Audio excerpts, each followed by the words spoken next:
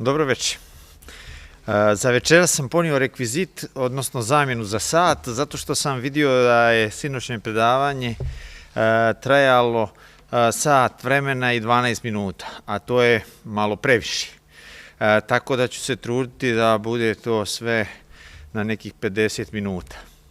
Znači, predavanje nosi naslov Čudesna moć hrane. Hipokrat, otac medicine, je rekao: neka vaša hrana bude vaš jedini lijek.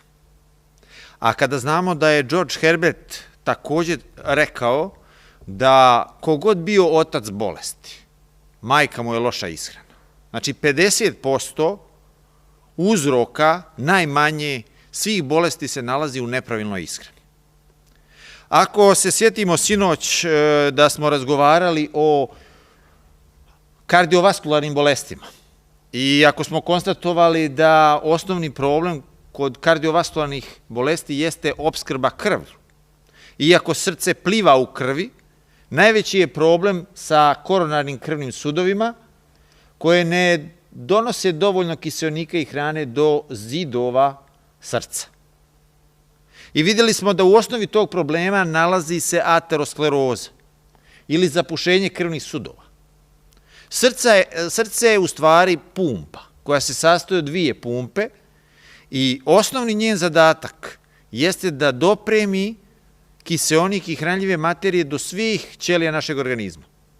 A u našem organizmu se nalazi preko 100.000 milijardi različitih ćelija.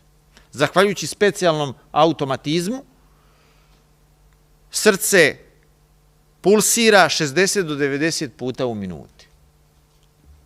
Zahvaljujući krvnom sistemu, oko 100.000 kilometara krvnih sudova, doprema se hrana i kiseonik do svih dijelova našeg tijela.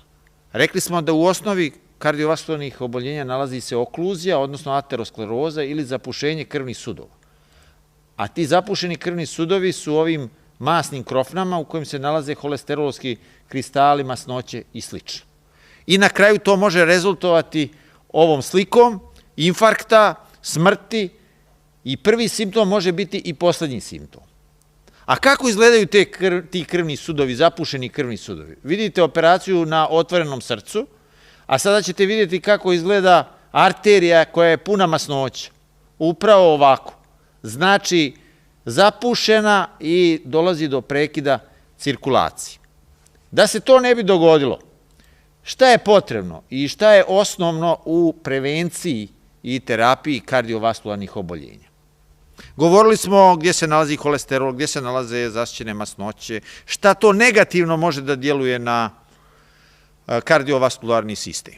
A sada da vidimo ona hrana i one materije iz hrane koje djeluju pozitivno, koje djeluju blagotvorno na krvni sistem i na srce. Bademasto voće i rizik od srčanih oboljenja. Sve do nedavno u bolnicama su se nalazile liste koje su upozoravale kardiovaskularne bolesnike da ne smiju da konzumiraju bademasto voće i ostalo voće, odnosno povrće. Međutim, na ovom slajdu se vidi da bademasto voće ima blagotvorno djelovanje na srčani sistem. Šta ova tabela, ovaj dijagram pokazuje? Ako osobe konzumiraju preko 5 puta sedmično bademasto voće, imaju manji rizik od kardiovaskularnih oboljenja za 50%.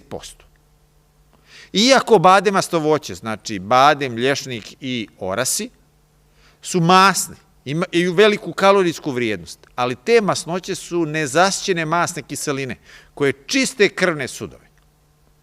Tako da ova istraživanja pokazuju da se preporučuje kardiovaskularnim bolesnicima konzumiranje ovog voća.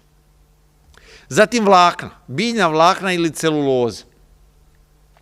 Ako potrošnja prelazi 16 grama na dan, smanjuju se rizici od nastanka srčanih bolesti za oko 60 do 70%. Biljna vlakna su izuzetno korisna. A mi ćemo vidjeti koja su to biljna vlakna i u kojim namirnicama imamo najveće količine biljnih vlakana. Vidimo ova tabela počinje od manjih vrijednosti ka većim. Znači krastavac, paradajz, krompir i tako dalje.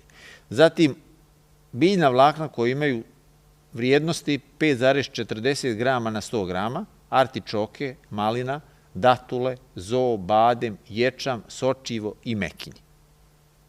Mlijeko i mliječni proizvodi i mesni proizvodi uopšte nemaju biljna vlakna.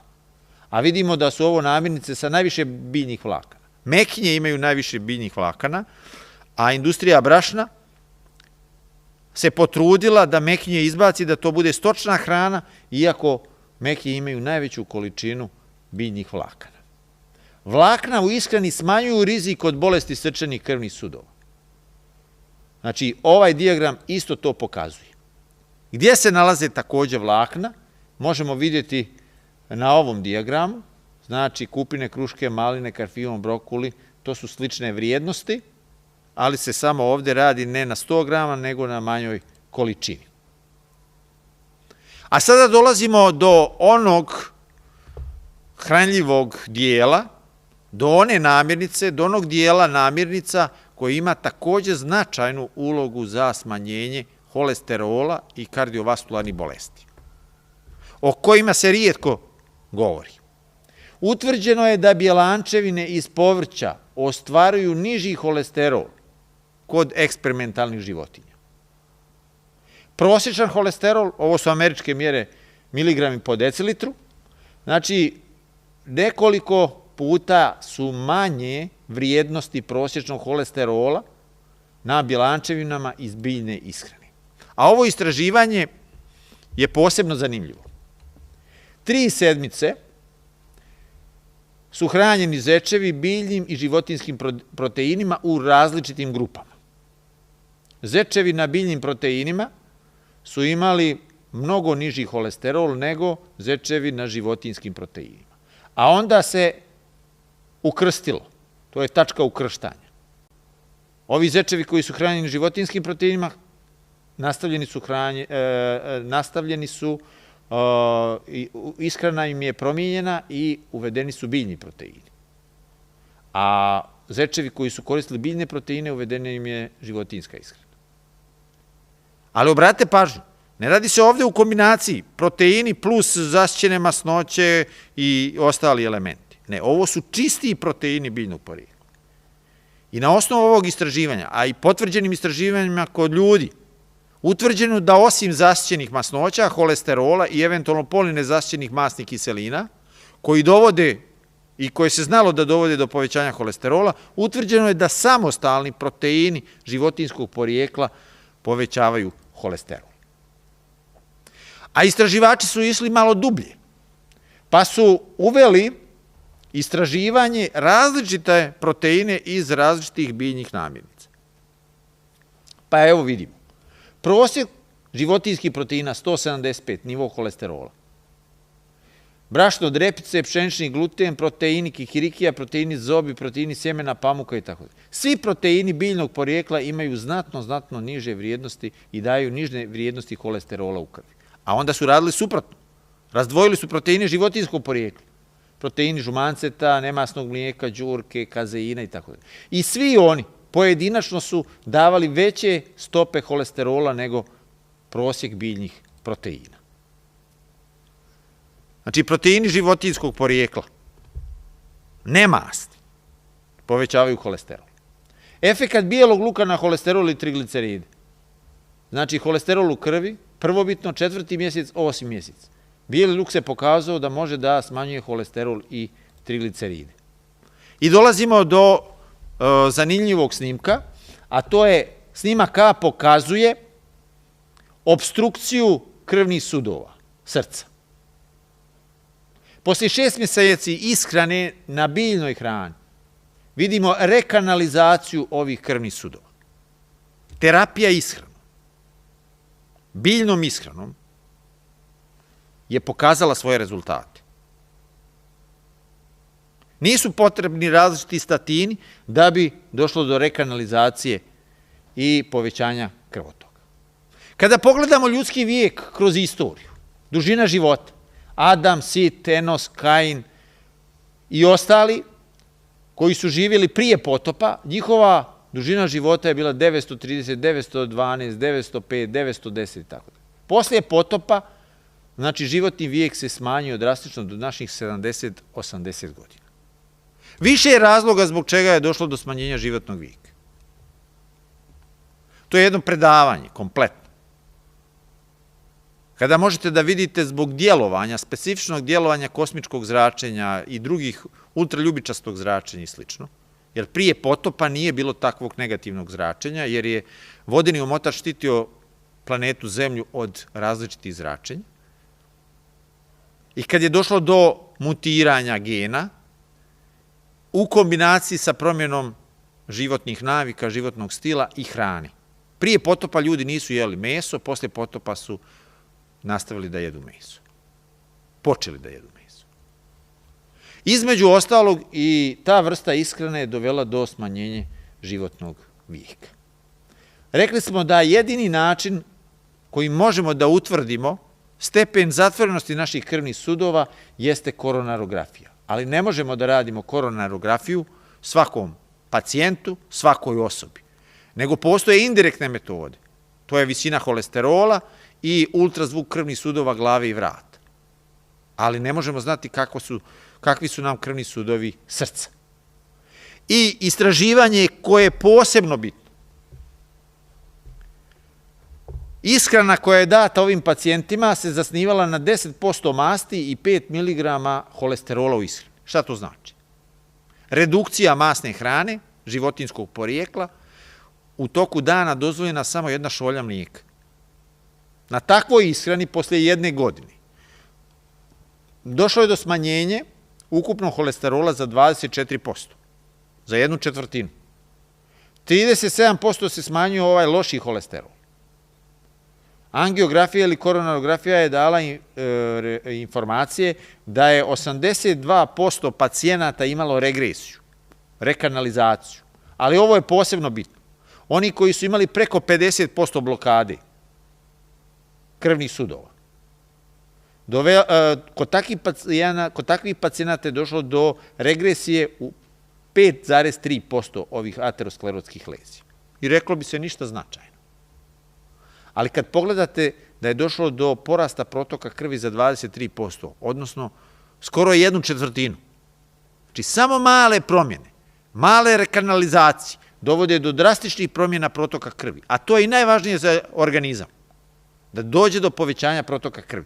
Znači, terapija hranom, kao što vidite iz ovog istraživanja, je jako efikasna i ne postoji lijek koji može dovede do ovakvih rezultata. A trigliceridi, kako možemo da smanjimo trigliceride? Prvo, smanjenjem težine, vježbanjem, bezmesnom ishranom, smanjenjem stresa, eliminacijom pušenja, eliminacijom alkohola i izbjegavanjem šećera. Folna kiselina je bitna za kardiovaskularni sistem i za nervni sistem. U koje su količine i gdje se nalazi najviše folne kiseline? Znači, sok od ananasa, naranđe, špinat, pasulj, leća, pasulj i tako dalje. Izvori vitamina B6, takođe blagotvorni za kardiovaskularni sistem. Paprike, krompir, orah, brokule, banana, naut, sjeme suncokreta, sjeme susama i tako dalje. Faktori koji povećavaju dobar HDL holesterol, vježbanje, namirnice koje imaju dosta lecitina, ginseng, bijeli luk, crni luk i prestanak pušenja. To su sve elementi koji sprečavaju nastanak ovakvih zatvorenih krvnih sudova, koji vode u infarkt. Zašto se vrši operacija na srcu? Da bi se napravila rekanalizacija, odnosno da bi se omogućio kvalitetan krvotok. Da ne bi došlo do zapušenja krvnih sudova, da bismo napravili prelazne anastomoze do određenih dijelova srca, jer u stvari nedostatak kiseonika dovodi do nekroze, što je infarkt srca. Holesterol nije samo mjera da vidimo kakvo je stanje kardiovaskularnog sistema. Pri smanjenju nivoa holesterola u krvi, rak jetre, rektuma, debelog crijeva, pluća, i kod muškaraca i kod žena, dojke, leukemija kod djece, leukemija kod odraslih, rak mozga kod djece, rak mozga kod odraslih, stomaka i jednjaka se smanjuju. Znači, holesterol je faktor rizika za sve ove bolesti. Smanjenjem holesterola smanjuje se rizik od svih ovih bolesti. faktori koji su van naše kontrole, odnosno koji su pod našom kontrolom, su i ishrana, a genetika nije pod kontrolom naše. A rekli smo da genetika samo puni pištolj, dok zdravstvene navike povlače okidač. Šta su u stvari maligne bolesti? To je nekontrolisano bujanje tkiva. Tumori se u odnosu na domaćina ponašaju autonomno i parazitski, jer svoje potrebe u hranjivim supstratima podmiruju preko domaćina. Parazitiraju, jednostavno, i bez ikakve su kontrole. Osnovnu ulogu čine slobodni radikali. I ti slobodni radikali su toksični radikali, jer imaju nestabilnu strukturu i oštećuju susjedne ćelije. I u velikoj većini slučajeva dovode do nastanka malignih bolesti. Ovo su maligne ćelije. Zahvaljujući imunom sistemu, imunološkim ćelijama, takozvanim citotoksičnim ćelijama ili ćelijama ubicama, većina malignih ćelija koje nastaju u našem organizmu bivaju eliminisane. Vidite, uništava im se ćelijska opna i različitim enzimima, vakuolama bivaju uništene. Svakih nekoliko minuta u našem organizmu nekoliko ćelija postaju maligne. Ali zahvaljujući savršenom imunom sistemu, imamo savršeni odbrambeni sistem i on se izbori protiv takvih ćelija, uništava takve ćelije. Vidite još nekoliko slika gdje imune ćelije, citotoksične ćelije uništavaju imune ćelije. Najvažnije ćelije u toj borbi protiv malignih ćelija su ćelije prirodne ubice. Međutim, u nekim slučajevima imunni sistem, ako je oslabljen, ne može da izvrši eliminaciju ovih malignih ćelija. I nastaje rak. Rak uglavnom prolazi kroz 3 stadija. To je inicijacija, promocija i progresija. Šta to nama znači u ovom trenutku? Ako želimo to plastično da predstavimo, uzmimo da je nastanak raka kao kada posijete travu u vašem dvorištu. Šta je potrebno da naraste trava u dvorištu? Morate da pripremite zemljište da ima dovoljno vlage i hrane. Posijete i to je inicijacija. Ako ima dovoljno hrane i vlage, onda trava niče. To je takozvana promocija. A progresija, ako trava tako naglo raste da ulazi kroz prozore, kroz vrata, na podament, na različita mjesta, širi se. To su te 3 faze raka kroz koji rak prolazi. A ovo je primjer kako nastaje rak u jetrenim ćelijama pod djelovanjem aflatoksina. Vjerovatno ste čuli za jedan toksin, kancerogen, koji se zove aflatoksin. Prije 2 do 3 godine je postala afera u Srbiji. Objavili su to svi mediji da je velika koncentracija, povećana koncentracija iznad dozvoljene koncentracije aflatoksina u mliječnim proizvodima. I onda ogromne količine mlijeka su stajale u supermarketima. A kako nastaje aflatoksin? Pa kad je vlažna godina, žitarice se adekvatno ne osuše, plijesan uhvati te žitarice, u industriji se te žitarice samelju za stočnu hranu i stoka jede. I onda taj aflatoksin, kroz digestivni trakt i na razne druge načine, dospijeva u mlijeko. I to je jak kancerogen. I znate kako su srbijanske vlasti to riješile? Vrlo jednostavno. Povećale su onu dozu, maksimalnu, odnosno minimalnu dozu, koja je dozvoljena. I na taj način su riješili to. Genijalan plan. Sad da vidimo kako taj aflatoksin djeluje na ćeliju jetri. Ovdje vidimo aflatoksin ulazi u ćeliju, spaja se sa enzimom. Znači, aflatoksin se metaboliše enzimom i onda formira se opasan proizvod. Vidite, ovaj proizvod je opasan. On ulazi u jedro i djeluje na DNK, dezoksiribonukleinsku kiselinu, oštećuje. To se događa svakoga dana u našim ćelijama. Oštećenje DNK. Međutim, većina ćelija ima sposobnost da molekularne mašine popravljaju taj DNK. Međutim, u nekim slučajevima, kada ćelija već krene u diobu, ne dođe do popravke DNK, ćelija se umnožava prije nego što se oštećena DNK popravi i javljaju se trajna oštećenja, odnosno kancerogene ćelije. I takva ćelija postaje kancerogena, maligna, počinje autonomno da se ponaša, parazitski da se ponaša. I mi smo uzeli upravo ovaj primjer da bismo vidjeli šta ubrzava, šta sprečava nastanak ovih malignih bolesti. Ovo je DNK, svaka ćelija sadrži DNK, osim kojih ćelija? Od sinoć. Samo eritrociti ne sadrže DNK, odnosno ne sadrže jedro, da bi mogli povećati volumen, odnosno prenijeti što veću količinu kiseonika. I zato je njihov životni vijek samo 120 dana. A sada će da vidimo kakvi su efekti proteina na enzimsku aktivnost. Ako iskreni imamo proteina, 20% proteina životinjskog porijekla i ako imamo samo 5% proteina. Znači, enzimska aktivnost se smanji na 76% na ishrani sa malo proteina. A vidite koliko je povećana na ishrani sa mnogo životinjskih proteina. Zašto nam je to bitno? Pa vidjeli ste da ova enzimska aktivnost i aflatoksin djeluje na te enzime i stvara se opasan proizvod. Smanjenje vezivanja kancerogenih materija za komponente jedra izazvano ishranom s malom proteina.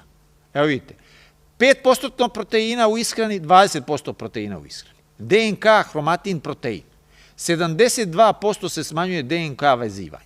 Znači, oni efekti opasnih onih ćelija na DNK se smanjuju ako je manje proteina u našoj ishrani, proteina životinjskog porijekla.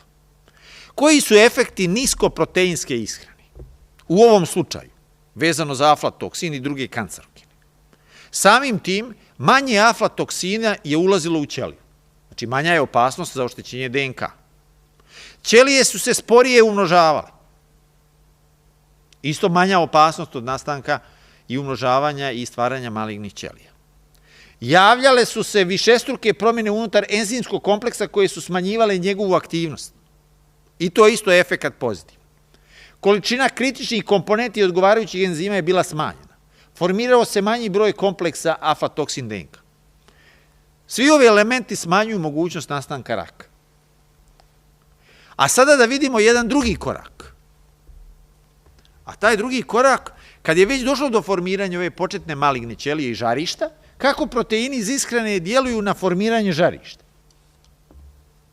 Ako je ishrana bogata proteinima preko 20%, vidimo da formiranje žarišta je višestruko veće. Zatim doza kancerogena nasuprot unosa proteina. E sad ovdje obratite pažnju. Ovdje imate puno aflatoksina. Osoba je puno konzumirala mlijeka bogatog aflatoksinom, ali je u ishrani koristila malo proteina. A ova osoba je malo unosila aflatoksina, ali je koristila puno proteina. Kakvi su efekti i odgovor žarišta? Žarište je mnogo brže napredovalo sa malo aflatoksina, kancerogena, a sa puno proteina. Znači, mnogo je opasnije više proteina, a manje kancerogena, nego obrnuto. Zatim, promocija žarišta proteinima iz ishrane. Razvoj žarišta. Kako se razvija žarište? Na 4% proteina, na 6%, 8%, 10%, 12%, 14%, 20%. Kako se poveća koncentracija proteina, odnosno količina ishrane bogate proteinima životinjskog porijekla, toliko se povećava odgovor žarišta i brži je razvoj žarišta. Najznačajniji nalaz ovog eksperimenta je bio sljedeći. Žarišta su se razvijala samo kada radilo se o eksperimentima na životinjama, i to onim životinjama koji imaju sličan metabolizam kao čovek. Žarišta su se razvijala samo kada su životinje dobijale i premašivale količinu proteina u ishrani 12%, potrebnu za zadovoljenje njihove stope tjelesnog rasta. Kada su životinje ostvarivale i nadmašivale zahtjeve za proteinima, bolest se javljala. A sada da vidimo aflatoksin, doza, žarište, odgovor. Znači, doza aflatoksina, odgovor žarišta. Ovdje vidimo na 5% proteina, a ovdje vidimo na 20% proteina. Bez obzira na koncentraciju kanceroge aflatoksina, odgovor žarišta je bio samo ako su ako je hrana bila bogata proteinima preko 20%, kao što vidimo ovdje. A zatim imamo tip proteina i odgovor žarišta. Ovo je malo kompleksno, ali moramo proći zato što je suštinski. Ja pokušavam vam pojednostaviti. Znači, kazein, gluten i kazein. Znači, vidimo da je odgovor žarišta na proteinima životinjskog porijekla, na proteinima iz mlijeka. 20%. Na gluten uopšte nisu reagovala žarišta. Na kazein nisu reagovala žarišta, ali kad je bio u znatno manjoj koncentraciji. Da li je to samo slučaj sa aflatoksinom i jetrinim ćelijama? I zbog čega je ovo bitno? Pa postoje još mnogobrojni kancerogeni. Nije samo aflatoksin. A sada ovdje imamo hepatitis B virus. On je isto kancerogen. I on izaziva isto tako rak jetri. I ovdje vidimo A, B, C i D. Znači, transageni miševi na ishrani sa 14% kazeina, sa 22% kazeina, znači, a ovo su na 22% kazeina, na 6% kazeina. Vidimo, znači, da kada kazein se koristi u većim koncentracijama, da su efekti i nastanak genetički uzrokovanog raka jetre znatno dominantni. Znači, nije samo stvar u aflatoksinu. Ista je stvar sa ostalim kancerogenima. Efekti proteina u ishrani na ekspresiju gena. Hepatitis B virus, gen A i gen B. Znači, zavisi isto tako od količine proteina životinjskog porijekla. Što je više proteina životinjskog porijekla, to je ekspresija, odnosno ispoljavanje genetski uzrokovanog raka mnogo izraženije. I sada konstatacija. Kazein, sveti protein kravljeg mlijeka, dramatično postiče razvoj raka jetre kod pacova kojima je dat aflatoksin i miševa inficiranih hepatitis B virusom. Istraživanja pokazuju da povećanje unosa kazeina promoviše razvoj raka mliječne žlijezde, odnosno dojke, a povećan unos kazeina promoviše rak dojke kod pacova kojima su data 2 eksperimentalna kancerogena. Djeluje preko mreže reakcija koje se kombinuju kako bi pojačale rak. Djeluju preko istog ženskog sistema hormona koji funkcioniše i kod ljudi. Mnogi će reći, pa ovo su eksperimenti na životinjama. Kakve to veze ima sa ljudima? Fenomenalna knjiga koju preporučuje Moć ishrane od Colina Campbella povezuje ove dve stvari.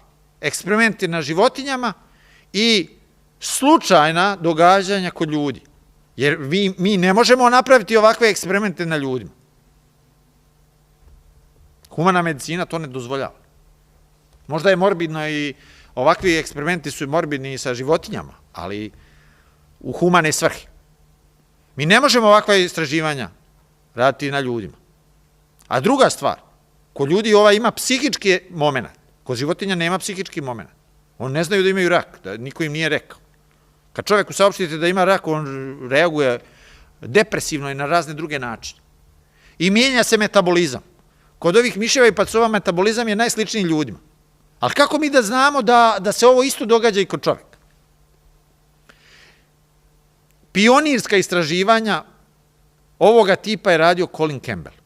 Na osnovu jednog slučajnog istraživanja u Indiji, u kome je bilo učestvovalo samo 100-tinjak djeci. Ali su rezultati bili iznenađujući. Zašto? Djeca su jela kikiriki namaz. Djeca vole kikiriki namaz.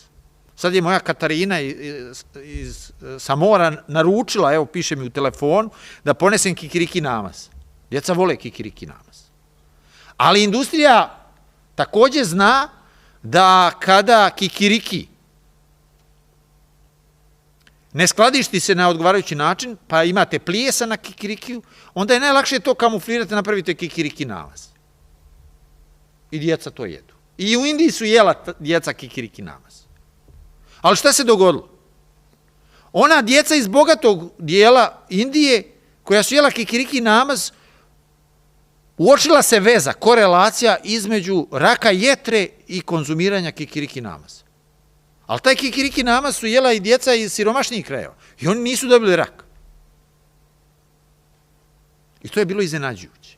I onda je ovaj Colin Campbell, doktor, otišao u Kinu i napravio najpoznatije medicinsko istraživanje, kinesko istraživanje. Zašto u Kinu? Mogu je to uraditi u Evropi, u Americi. Prvo što ga je zanimalo da su svi imali istu genetičku strukturu. Pošto je Kina ogromna, imate krajeve koji su bogatiji, koji su siromašniji i tako dalje. Mogla je da napravi istraživanje u različitim dijelovima Kine, sa istom genetičkom strukturom tih ljudi. To je u Evropi praktično nemoguće. Zato što imate različite populacije, pa ne možete da upoređujete. Imate i genetičke promjene i različita podneblja i ne možete napraviti tako globalno istraživanje. I on je istraživanje napravio koje je paralelno ovom indijskom istraživanju. I ustanovio je istu korelaciju. Da osobe i odrasli i mlađi, koji su bili izloženi različitim kancerogenima, u bogatijim područjima dobijaju rak, a u siromašnijim ne dobijaju. A znate zbog čega? Zato što u bogatim područjima ishrana se temelji na proteinima životinjskog porijekla, a u siromašnim na proteinima biljnog porijekla. A to je bio faktor rizika za nastanak raka jetre u Indiji i u Kini.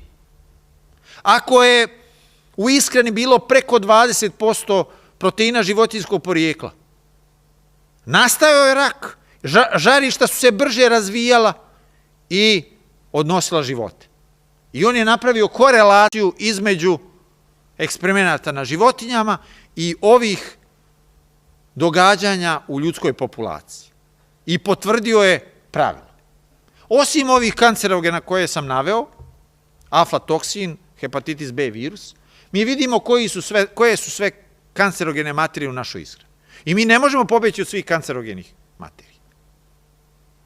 Mi smo izloženi različitim zračenjima, pesticidima, herbicidima koji se nalazi u biljkama, u hrani koju mi jedemo. A neke sami unosimo kao toksične i znamo da su toksične. Duvan, alkohol, višak masti, zasićene masne kiseline, toksini koji se nastaju prženjem, takođe zasićene masnoće, virusi, kafa, izlaganje suncu, azbest, višak šećera u ishrani i tako dalje. Mi smo svi izloženi raznim kancerogenima. Od nekih možemo se izolovati, a od nekih ne možemo. Ali bitni su oni promotori iz ishrane koji mogu dovesti do nastanka raka i razvijati žarište i antipromotori koji to sprečavaju. Gojaznost takođe povećava rizik od raka. Ovde vidimo prije menopauze, poslije menopauze, zatim rak kolona i rizik smrti od raka. I sad dolazimo do takođe izuzetno bitnog istraživanja. Pošto većina naučnika pokušava da i istrajava u tome da je genetika odlučujuća. Pa vi znate primjer Angeline Jolie, koja je ustanovila da njena majka ili sestra ima predisponirajući faktor za rak dojke i šta je ona uradila, i to se promoviše svuda u svim ovim časopisima, uradila je mastektomiju, da ne bi slučajno došla u opasnost kao njena sestra ili majka da dobije rak dojke. Jer genetika je odlučujuća. A sad ćemo vidjeti da li je genetika odlučujuća. Većina istraživanja u medicini se dogodila slučajno. Na primjer, istraživanja koja su pokazala da ateroskleroza nastupa kod zečeva 1903. godine se dogodila u Rusiji, gdje su ruski naučnici ustanovili, davali su miševima, odnosno zečevima su davali meso i masnoće i onda su vidjeli da zečevi dobijaju aterosklerozu. To je bilo slučajno. I većina eksperimenta slučajno. Ali ovo je dizajnirano istraživanje. Na Japancima.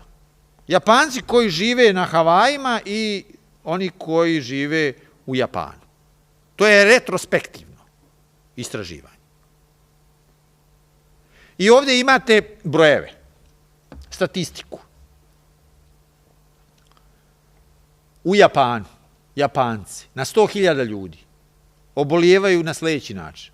78 njih oboli na 100.000 ljudi od raka debelog crijeva, od rektuma 95, prostate 14, dojke 335, materice 32 i tako. A s druge strane, na Havajima, mješovito stanovništvo, dobija 5 puta više, 3 puta više, 11 puta više karcinom prostate. A onda su uzeli da ispitaju Japanci koji žive na Havajima, 3. ili 4. generacija. Znači, uzeli su istu strukturu ljudi, sa istim genetskim potencijalom. U 3. i 4. generaciji Japanci dobijaju u postocima statistički skoro identične vrijednosti, odnosno obolijeva ih jednako kao i ostalo mješovita populacija. Da li je genetika odlučujuća? Šta se to dogodilo sa Japancima koji žive na Havajima?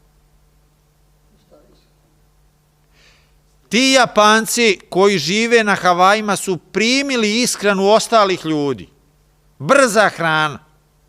A samim tim je došlo i do povećanja broja oboljelih, incidencije i prevalencije u ishrani. Da li je genetika odlučujuća? Ne. Navike, stil života i ishrana su odlučujući. Pokazuje ovo istraživanje. I onda se vraćamo onoj poslovici koja kaže: genetika puni pištolj, a zdravstvene navike povlače okidač. To je suština cijele priče.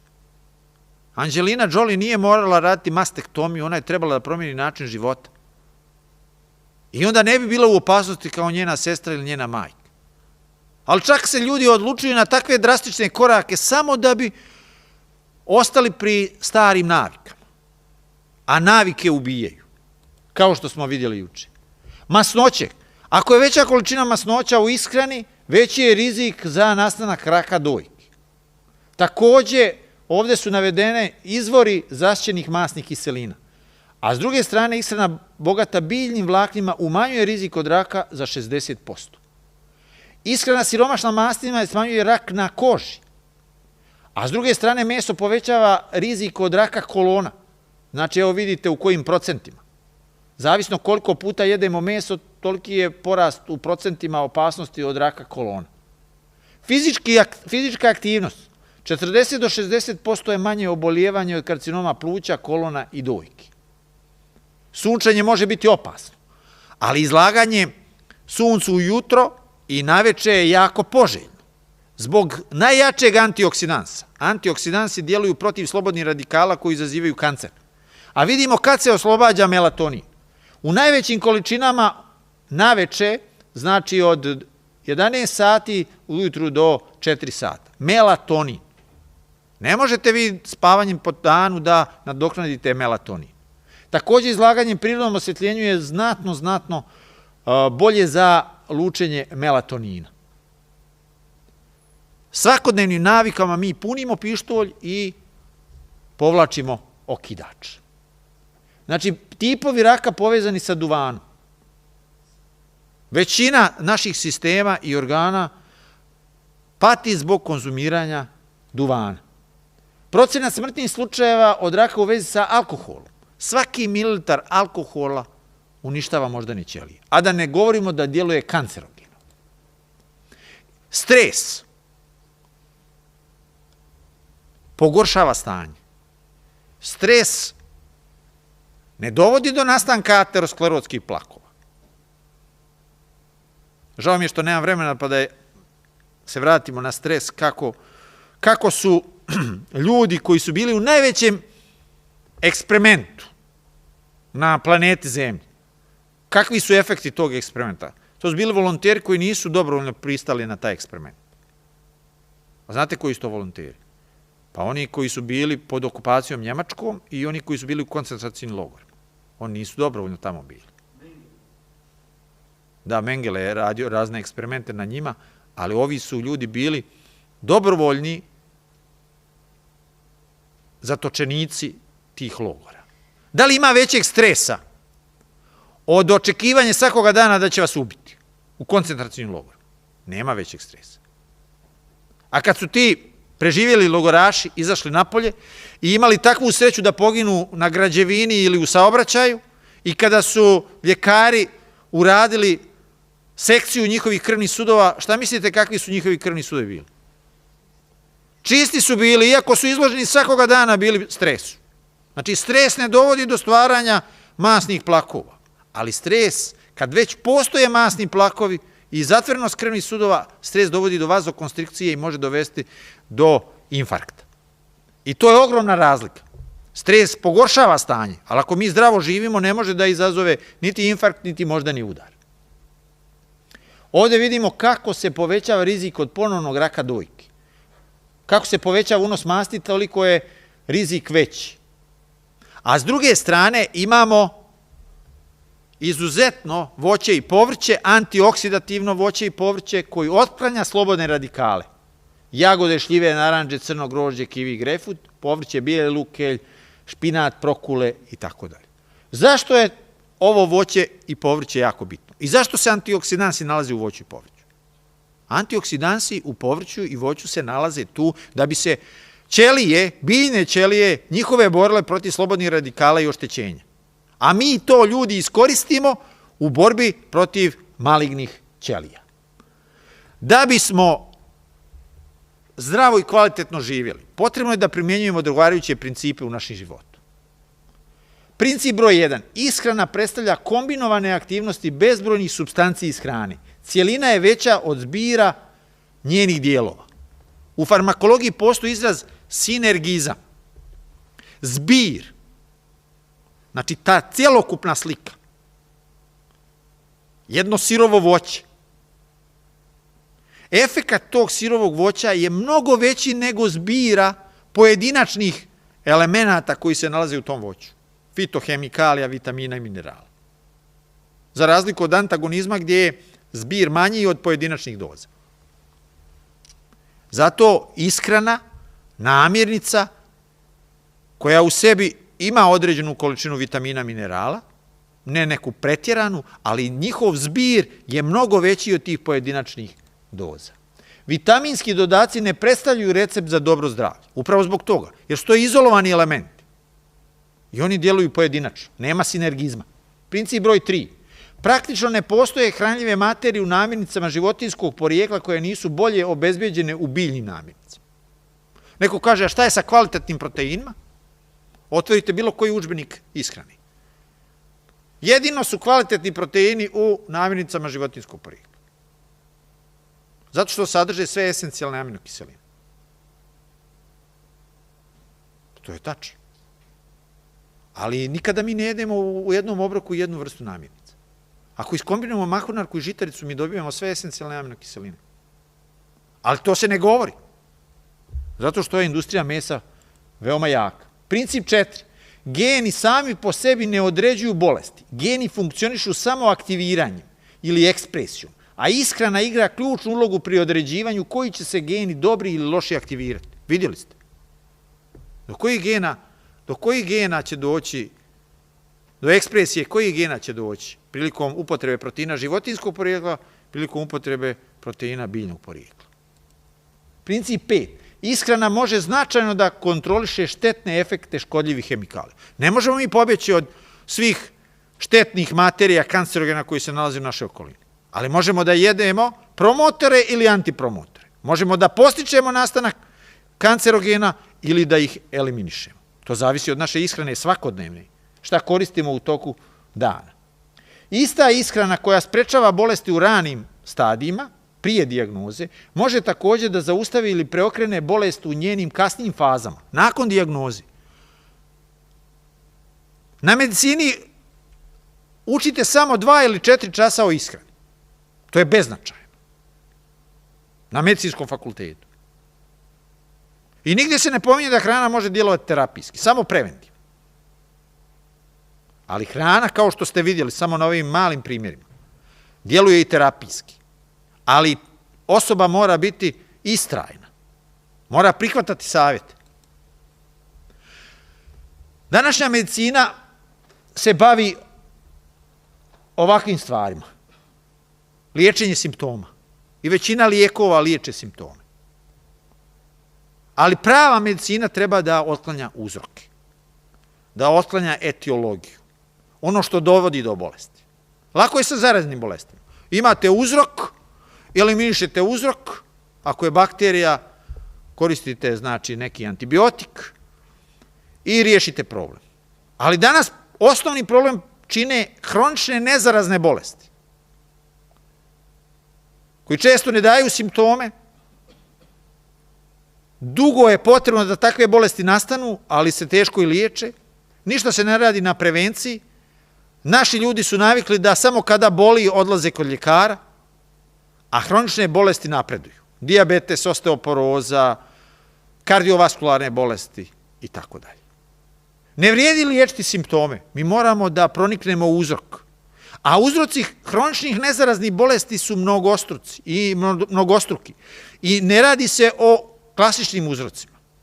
To mi zovemo faktori rizika. Svaka bolest hronična ima mnogo faktora rizika i to su bolesti savremene civilizacije. I za njih je potrebna promjena života, promjene navika, svakodnevne promjene navika.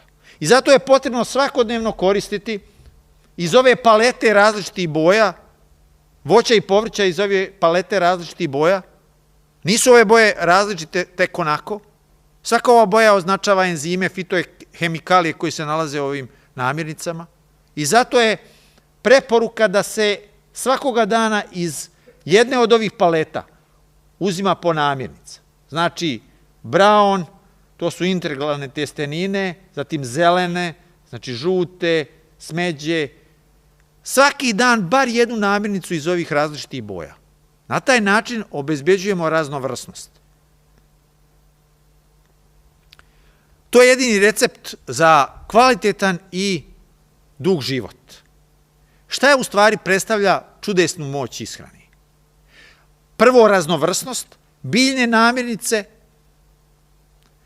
uzimanje razmaka između obroka, obavezan doručak, fizičke aktivnosti moraju biti upotpunjene, jer ako ne potrošimo kalorije koje unosimo u toku dana, to se taloži. 7000 kalorija daje 1 kilogram. I neprimjetno mi postajemo teži za 1, 2, 3 kilograma. Samo 1 kilogram viška tjelesne mase traži od srca dodatnih 4000 kilometara krvnih sudova, odnosno opskrbe krvlju kroz 4000 kilometara krvnih sudova. Dijeta, svaka dijeta za bilo koju bolest se može izgovoriti u nekoliko rečenica. Znači, raznovrsna biljna ishrana, što više sirove hrane, kuhana hrana, najmanje pržene, pečene i tako dalje. To su recepti za pravilan život. Ali je bitna kombinacija različitih namirnica i kontrole.